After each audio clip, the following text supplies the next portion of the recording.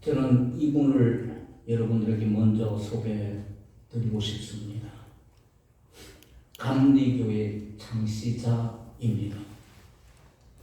요한 웨슬레이지요. 원래 초기에 그분의 신앙은 매우 건조한 종교인이었습니다. 매주 열심히 성찬에 참여하기도 했고 정한 시간에 하나님 앞에 기도하기도 하였습니다. 그는 정통신앙을 가지고 있었고 박애주의 그리고 경건이 겸비된 그런 생활을 해드렸습니다. 그러다가 1735년 북미에 건너가서 인디언 선교를 하는데 실패하고 말았습니다. 열매가 전혀 없었습니다. 그로 인해서 그의 믿음은 확신도 사라지고 말았습니다. 심지어 배를 타고 갈 때에 폭풍이 불고 그렇게 하면은 그의 마음속에는 막 두려움이 몰려오기 시작했습니다. 그 많은 날을 지내면서 훗날에 그는 이렇게 얘기합니다. 그 시절 자신은 진정한 그리스도인이 아니었다 라고 그렇게 말을 하면서 그 당시에 믿음 없었던 건조한 형식적인 신앙에 대해서 해상을 하였습니다.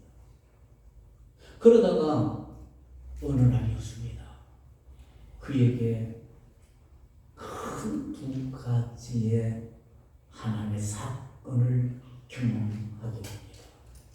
그 하나의 경험은 올더스 게이트라는 거기에서 성령의 중생의 체험을 그가 하게 됩니다. 그 당시에 성령의 그 중생 체험을 일기로 썼는데 그때의 그 느낌을 이렇게 일기에 표현하고 있어요. 1738년 5월 24일 일기입니다. 이렇게 기록되어 있습니다. 어떤 사람이 루터 로마서 강의 서문을 읽고 있었다. 밤 9시 15분경 낭독자의 말을 듣는 중에 내 마음이 이상하게 뜨거워짐을 느꼈다. 나는 구원을 위해 그리스도만 의지해야 한다고 느꼈다. 그리고 주께서 내 죄를 없이 하였다는 확신이 생겼다. 죽음의 범에서 나를 구원해 주셨음을 믿게 되었다. 이것이 그의 인생의 첫 번째 성령 중생 체험이었습니다. 그리고 난 이후에 6개월 후에 제2의 하나님의 사건을 경험하게 됩니다. 베테레인이라는 곳에서 이제 애찬회를 열리게 되었습니다. 거기에 참석합니다. 거기 모인 사람들은 끊임없이 기도하기를 새벽 3시까지 그렇게 부르짖어 기도했어요. 그때 그들에게 하나님의 능력이 임했습니다. 모두 참석한 사람 60여 명이 되었습니다. 참석한 사람들은 놀라운 기쁨에 그 아우성을 쳤어요. 많은 사람들이 땅에 엎드렸습니다. 요즘 얘기하면 입신했다 이렇게 할 수 있겠지요. 전능하신 하나님의 현령으로 인해서 놀라움에 그들은 사로잡히게 되었고 그 60명의 사람들이 하나같이 한 목소리로 외쳤어요. 이렇게 외쳤습니다. 오 하나님, 당신을 찬양합니다. 오 당신은 우리의 주님이십니다. 라고 60명이 하나같이 외쳤습니다. 그 후에 요한 웨슬리의 설교에 능력이 나타나기 시작한 것입니다. 수만 명의 사람들이 설교를 듣기 위해서 그에게 몰려왔습니다. 그 자리에서 많은 사람들이 회심을 했습니다. 웨슬리가 복음을 전했던 지역에 하나같이 술집들이 문을 닫습니다. 그리고 극장들이 문을 닫습니다. 이렇게 웨슬리가 능력과 열정적으로 이렇게 복음을 전할 수 있었던 까닭은 성령에 사로잡힌 사람이었기 때문입니다. 그는 성령 충만을 받기 전에는 구원받은 하나님의 자녀였습니다. 그러나 웨슬리에게 하나님의 영이 충만하게 임했을 때 비로소 능력 있는 그러한 전도자가 되었던 것입니다. 크나큰 하나님의 영으로 충만한 그리스도인의 모습이 아닐 수가 없습니다. 사랑하는 성도 여러분, 저와 여러분들도 성령의 중생 체험으로 그치지 마시고 성령 충만의 체험을 통해서 능력과 사랑의 풍성, 그 생명의 풍성함의 그 축복을 누릴 수 있는 저와 여러분들이 되어지기를 주님의 이름으로 축원합니다.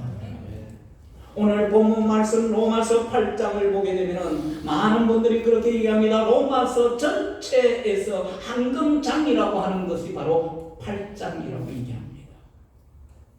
바울은 이 8장에서 이렇게 말합니다. 인간들의 타락과 하나님의 심판을 이제 언급을 하면서 스스로 행위로는 절대로 의롭다함을 얻을 수가 없는 전적 무능에 대하여 8장에서 증언을 하고 있습니다. 그리고 특히 성령 사역을 제시하는데 성령을 뜻하는 푸르마가 21회나 나와요. 성도 안에서 크나큰 역사하시는 구원과 생명을 주시는 성령의 역할에 초점을 맞추고 있는 것이 로마서 8장입니다.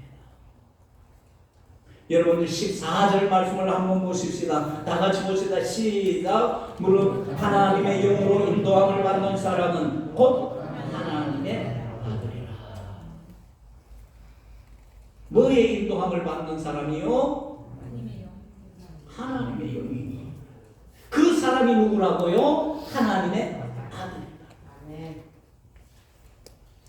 여기에 무릇이라는 단어가 나와요. 무릇이라는 단어가 나오는데 우리나라 성경에는 이게 번역이 안 되어 있어요. 원어의 성경에 보면은 호소스가르라고 그러죠. 가르라는 말은 왜냐하면 이라는 접속사입니다. 왜냐하면. 그리고 호소스라는 것은 크나큰 엄청난 다이나마이트와 같은 그런 파워가 있는 그런 의미를 가지고 있어요. 그 호소스라는 것은 번역이 되어 있지 않는 것을 봐요. 그것을 본문의 이제 중심에서 번역을 하면 왜냐하면 크나큰 하나님의 영으로 인도함을 받는 사람은 곧 뭐라고요? 하나님의 아들이니라. 이렇게 말할 수 있어요. 이 바울은 크나큰 성령의 법을 쫓아 사는 삶에 대해서 구체적으로 설명을 하고 있습니다. 여러분들은 어떠한 신앙의 모습을 보이고 계십니까? 그리스도인들은 반드시 크나큰 성령으로 거듭나야 합니다. 그렇다면 크나큰 하나님의 영으로 거듭난 저와 여러분들이 그리스도인으로서의 어떻게 살아가야 할 것인가? 거듭난 저와 여러분, 중생의 체험을 한 저와 여러분들이 어떻게 능력 있는 삶을 살아갈 것인가? 성령 충만한 삶을 살아갈 것인가?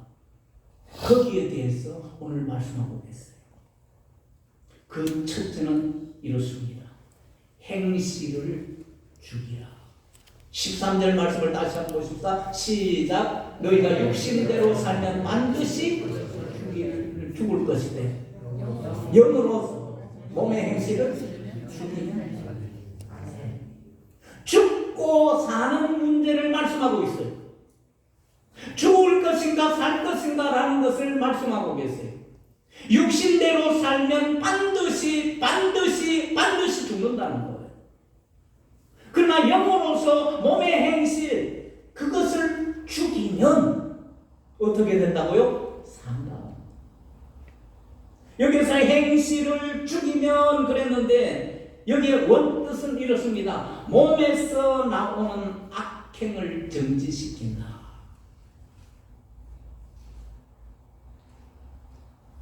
하나님의 영, 크나큰 그 하나님의 영으로 내 몸에서 나오는 악행을 정지시키는 거예요. 그래야만이 저와 여러분들이 산다는 거예요. 바울은 인간의 의지가 아니라 성령의 의지로 육체적 욕구를 계속적으로 정지시켜야 한다고 말씀하고 있는 것입니다. 육체에 틈을 주어서는 결단코 안 된다는 거예요. 틈만 있으면 역사하는 자가 있는데 바로 사탄이에요. 사탄이 죄악으로 끌고 가기에 저와 여러분들은 성령의 충만함으로 이 모든 것을 차단해야 되는데 큰 성령님의 인도함을 받는 성령 충만의 삶을 살아야 된다는 것입니다. 하나님에 대한 종교적인 행위를 한다고 할지라도 육신을 죽이는 성령 충만이 없다면 완전한 구원을 이루지 못하는 것입니다. 거듭난 성도는 육신대로 살 수 없습니다. 하나님의 영으로 인도함을 받는 하나님의 자녀이기 때문입니다. 자녀는요 아버지의 성품을 닮아요. 마귀의 자녀는 마귀처럼 위선적인 그러한 행동을 합니다. 마귀 짓을 합니다. 그러나 하나님의 자녀는 하나님처럼 행하며 하나님의 성품을 나타내게 되는 것입니다. 물론 성도도 연약하기에 죄를 범할 수 있지요. 하지만 죄 가운데 계속 머물러 선지는 않는 것입니다. 즉시 회개하고 죄를 멀리 하게 되는 것입니다. 이 모든 것이 바로 하나님의 영 성령으로 몸의 악한 행실을 죽이고 하나님의 자녀로서의 행실을 보이게 하는 것이에요.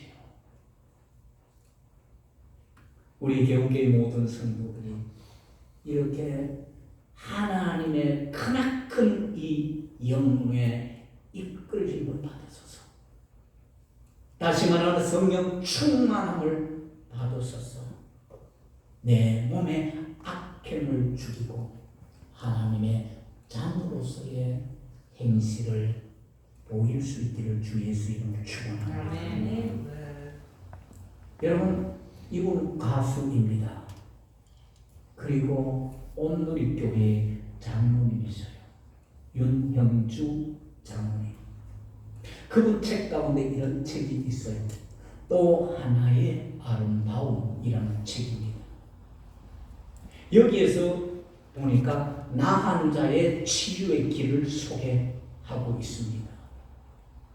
여기서 여러분 나한 자라는 것은 한센스병을 가리키는 것이 아닙니다.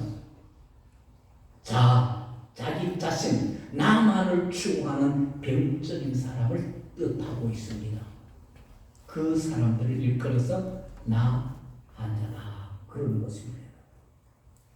사람에게는 고질적인 병이 하나 있는데 자기 중심적인 병입니다. 돈을 사랑하고 지나치게 추구하는 사람들은 대부분 자기 중심적인 병을 가지고 있어서 자기 소유를 넓혀감으로 만족하는 자기뿐인 삶을 살아가게 됩니다. 그가 하는 이야기를 분석해보면 온통 내, 나라는 단어들이 많이 사용되어진다는 것입니다. 주어도 나요, 서술어도 나요, 목적어도 나라는 것입니다. 결국 자기 중심적인 나 혼자가 된다는 것이에요. 나 중심의 사람은 나밖에 모르는 아나무인입니다. 또 어떤 사람은 주고받는 것이 정확한 사람입니다. 인간미가 없어요. 사무적인 사람이에요. 절대로 자기는 손해보지 않습니다. 우리가 볼 때는 참 정확하다라는 사람이지. 다른 사람을 위해서 사랑을 베풀 수가 없어요. 풍성하지 못해요. 인간 냄새가 나지 않아요. 기계 같아요. 왜요? 나 중심이다. 모든 게 나야.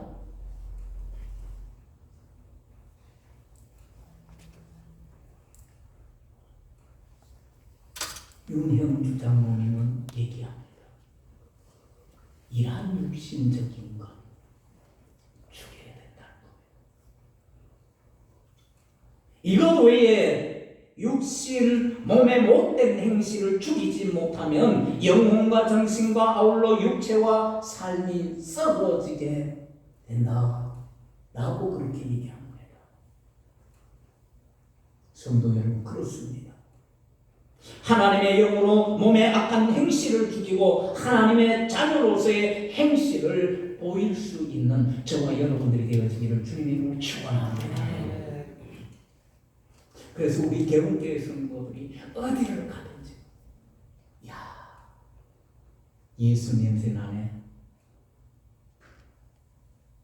사람이 풍성해. 이런 바로 하나님의 자녀답게 사는 그 행실을 보일 수 있기를 주님의 축원합니다.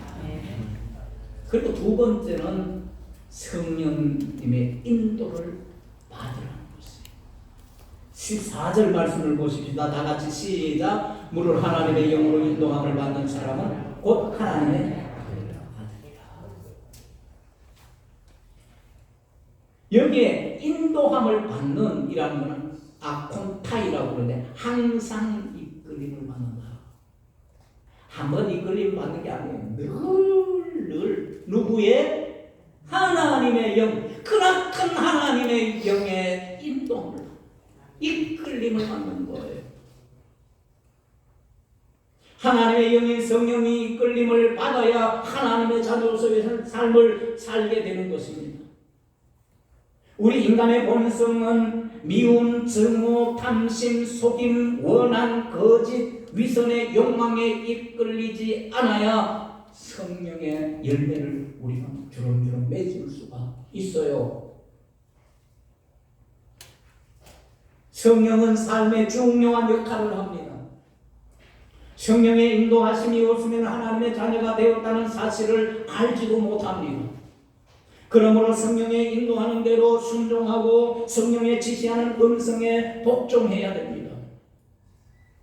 그로 인해서 그리스도를 닮아가고 성령께 받은 은사를 나타내어서 하나님을 기쁘시게 할 수가 있는 것입니다. 성령의 인도가 없으면 하나님께 대한 믿음을 가질 수도 없고 직분을 수행할 능력도 얻을 수가 없습니다. 매 순간 성령의 인도함을 받는 하나님의 자녀 되어지기를 주님의 이름으로 축원합니다. 김영애 교수가 있어요. 여러분들 잘 모르실 수 있어요. 그분의 저서 가운데 갈대 상자가 있는데 이분은 잘 몰라도 그 남편은 여러분들 들어보셨을 거예요. 김영길 박사님. 한동대학교 총장 있었어요. 이제는 하나님의 부름을 받고 가신 분이지. 그런데 어느 날 두 부부에게, 김영길 박사에게 한동대학교 총장직에 제안을 받았어요.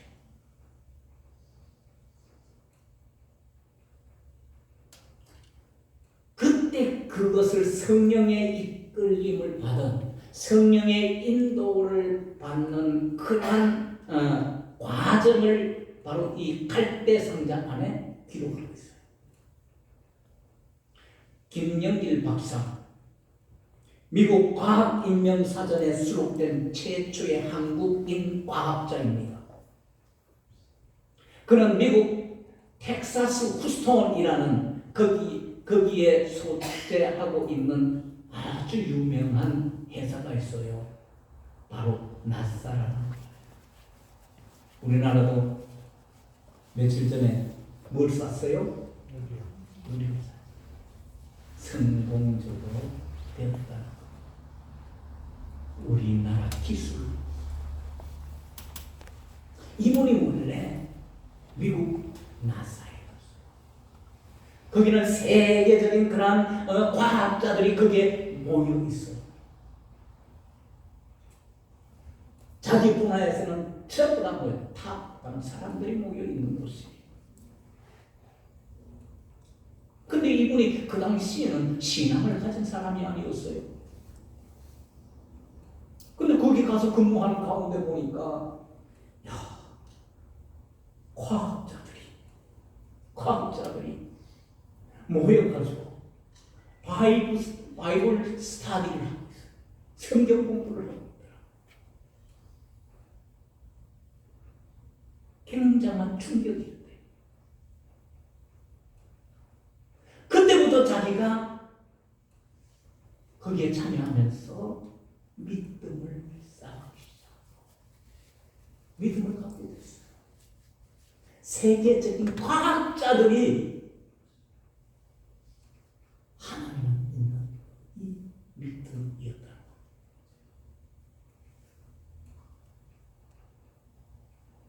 그 나사에서 근무하다가 한국에 귀국을 했어요.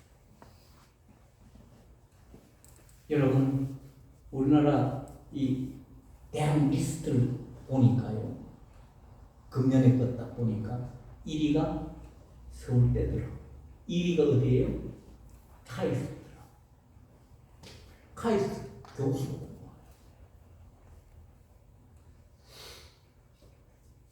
카이스트 교수로 재직하면서 과학자로서 전성기를 보내던 중에 설립 단계에 있던 한동대학교 총장 청빙을 받게 됩니다.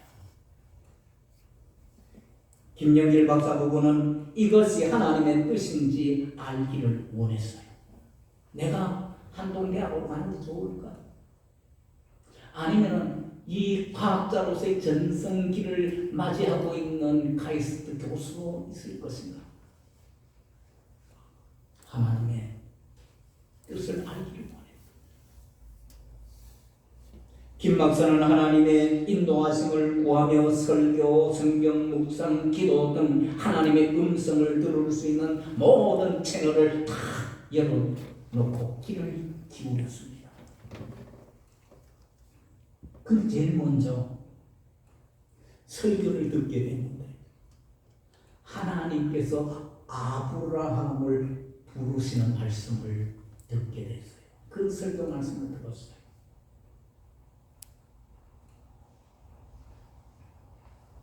갈대아 우르. 바로 그 우상이 펼치는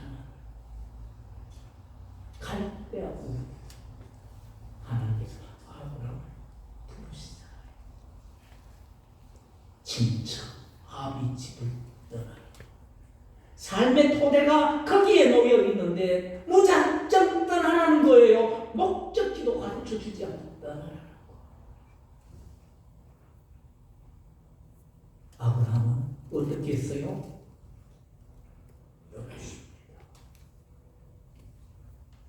그래서 그는 결국은 뭐요? 믿음의 아버지, 영국의 아버지가 된 거예요.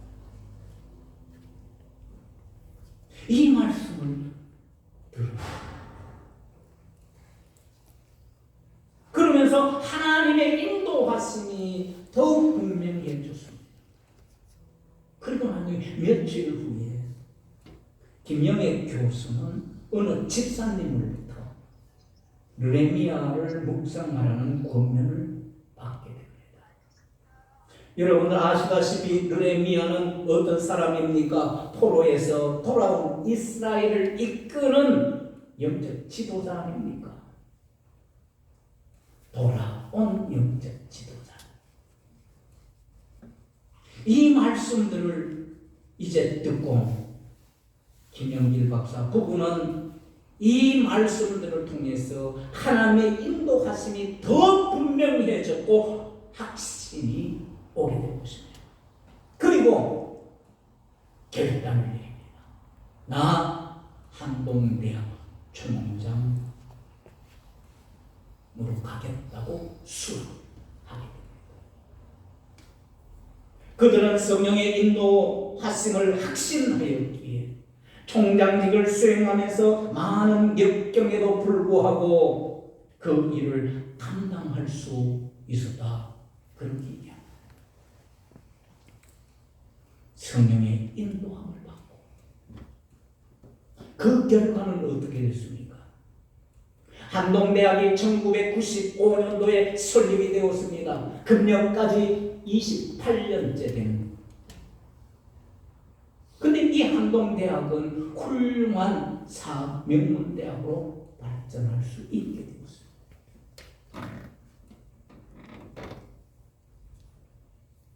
이렇게 기독인들은 성령의 인도를 받아야 한다는 것입니다. 성령의 인도하심을 받으면 절대로 실패하지 않습니다. 사랑하는 성도 여러분, 이해할 수 없는 문제가 있으십니까? 성급하게 결단하지 마십시오.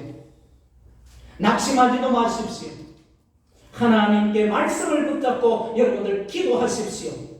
하나님의 영이 선하게 저와 여러분들을 인도해 가실 것입니다. 하나님의 뜻을 깨달으며 성령의 인도하심을 받는 저와 여러분들이 되어지기를 주님의 이름으로 축원합니다. 그리고 세 번째는 고난을 받으라는 거예요. 고난 힘들지요. 싫어요.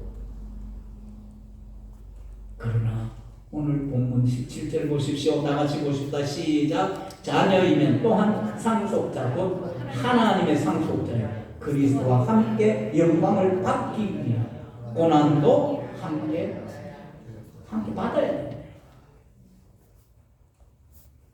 고난도 함께 받아야 된다. 뭐가 되기 위해서요? 하나님의 상속자. 하나님 그리스도와 함께 영광을 받기 위해서, 하나님의 자녀가 되기 위해서 고난도 함께 받아라.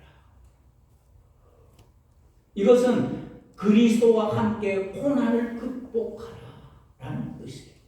누구와 함께요? 그리스도와 함께, 성령님과 함께 고난을 극복하라. 이 고난은 세 가지의 의미가 담겨져 있어요. 주석학자들이 얘기합니다. 이 고난은 하나님의 법과 죄의 법이 서로 투쟁함으로써 비롯되어지는 내적인 고난일 수 있다.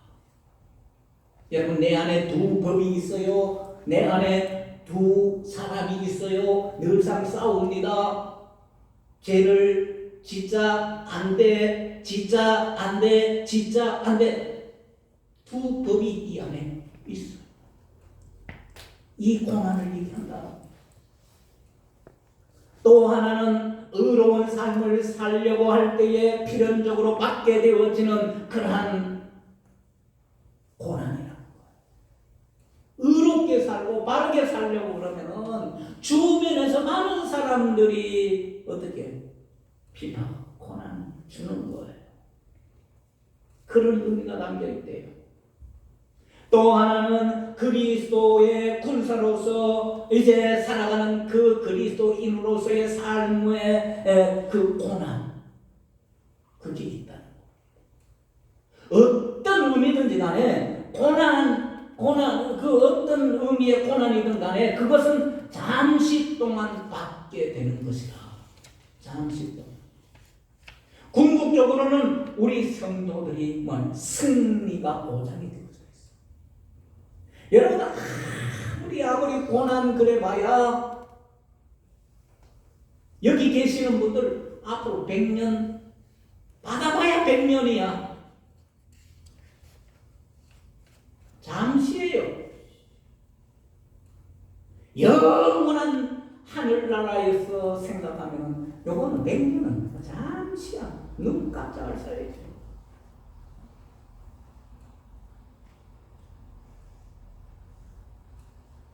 어제도 몇 분 만나가지고요. 가면서 엊그제 청년이었는데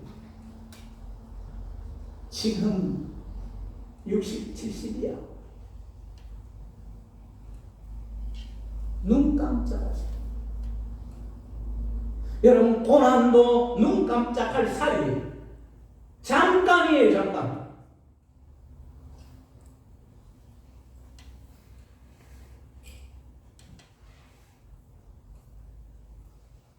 하나님의 자녀로서 하나님의 영광을 누리려면 고난은 불가피합니다. 바울은 성령에 이끌려 고난을 극복하며 하나님의 자녀로 살아왔기에 자신 있게 그는 권면을 하고 있습니다. 그러기에 하나님이 고난을 허락하시면 피할 이유가 없는 것이에요. 그리스도를 통해 은혜를 주시는 그것은 다만 그를 믿을 뿐만 아니라 또한 그를 위하여 고난도 받게 하시기 때문인 것입니다. 믿음 때문에 사람들로부터 수모와 수치, 부끄러움을 당하고 핍박당하고 소외되는 일들을 얼마나 많이 당합니까? 부모나 형제, 친지에게조차 오해와 박대를 당하지 않습니까? 그러나 성령님께서 이런 모든 고난을 감내하게 한다는 사실을 믿으시기를 바랍니다. 성령께서 주님의 몸된 교회를 위해서 희생과 수고를 마다하지 않아야 합니다. 맡겨진 직분을 위해서 땀을 흘리고 눈물도 흘리게 합니다. 물질과 재능과 시간을 기꺼이 드리게 합니다. 이 또한 잠시 한 것입니다. 그 잠시 후에는 하나님의 상속자요 그리스도와 함께 받을 영광이 기다리고 있다는 사실을 믿으시기를 바랍니다. 그래서 성령님께서 계속해서 우리에게 인내하도록, 성령님께서 계속해서 우리에게 용기를 주도록, 그렇게 해서 그 수많은 고난들도 능히 극복할 수 있도록 그렇게 하신다는 것입니다. 여러분, 세계 최고의 권위와 전통을 자랑하는 마라톤, 바로 보스턴 마라톤이래요. 제105회에 이봉주 선수가 우승했습니다. 우리 윤창호 장로님도 젊으실 때 마라톤 하셨대. 이봉주 선수 우승했어요. 대단한 것입니다. 그리고 경기 끝난 이후에 소감을 말할 때 이렇게 말을 합니다. 뛰는 도중에 고통을 견딜 수가 없어서 차라리 죽고 싶었다. 너무 뛰는, 계속해서 뛴다는 게 힘드니까 죽고 싶었다. 그 고통이 죽고 싶었네. 그래서 또 물어봤어요. 죽고 싶도록 고통스러웠지만 왜 끝까지 뛰었습니까? 라고 물었습니다. 그때에 그는 이렇게 대답합니다. 바로 이 상 때문입니다. 바로 이 상 때문입니다. 그렇게 얘기한 거예요. 우승이라는 그 상이 그를 뛰게 만들었다는 것이에요. 죽고 싶을 정도로 고난스러웠는데 계속해서 뛰게 한 것은 바로 이 상 때문이라는 거.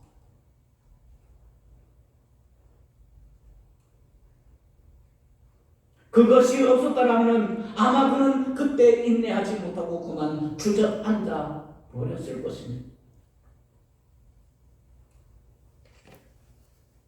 사랑하는 성도 여러분, 우리가 신앙생활을 하다 보면 힘들고 지치고 어려울 때도 많이 있습니다.